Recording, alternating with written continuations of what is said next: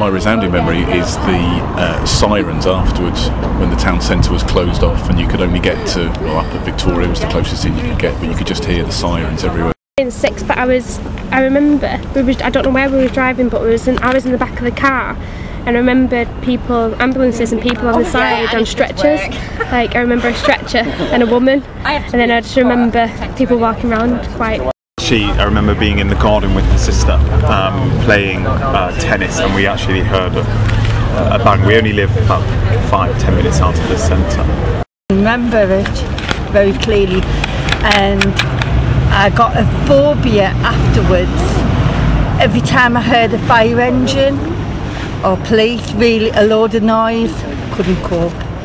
I was in St Anne's Square when all the glass and everything came in, and I was working. I remember I had to go to work because I worked in school then, and I can remember but after getting in the taxi I can't remember anything, but I got to my school where I worked.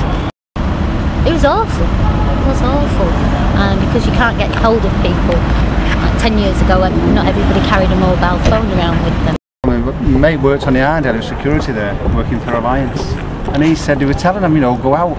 And there were that many false alarms and nobody was bothering moving. I was doing an exam for the Open University, so I remember the bomb, the bang. Sorry, I didn't actually see it, but a few days later I came and actually saw it. It's well disturbing, when your hometown actually gets hit, and not very nice. I saw the big bang as if I thought it's more than the door shutting somewhere, Yeah. And then of course we learned about it. I had a cousin who worked in this. They're on there, yeah.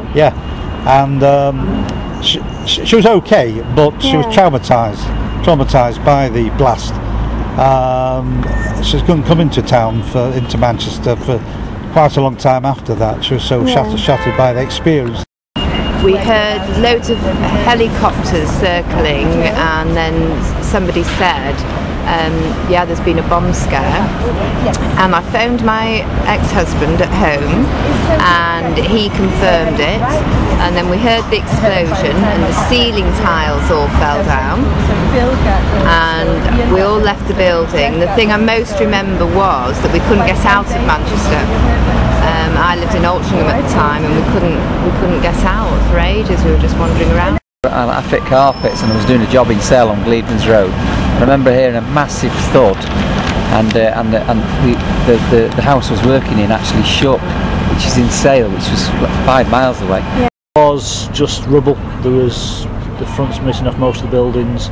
There was lots of rubble on the floor, but things were left where they were, so you've got all your everyday items that were just left strewn about. The items from the shops, it was secure in the fact that the police got in there and secured it fairly swiftly. There was no massive looting as far as I was aware, but there was certainly just the dummies from the windows. They were still laying around. It was devastating to see what they'd done, the damage. You couldn't walk past a car or a bin or anything because you never knew.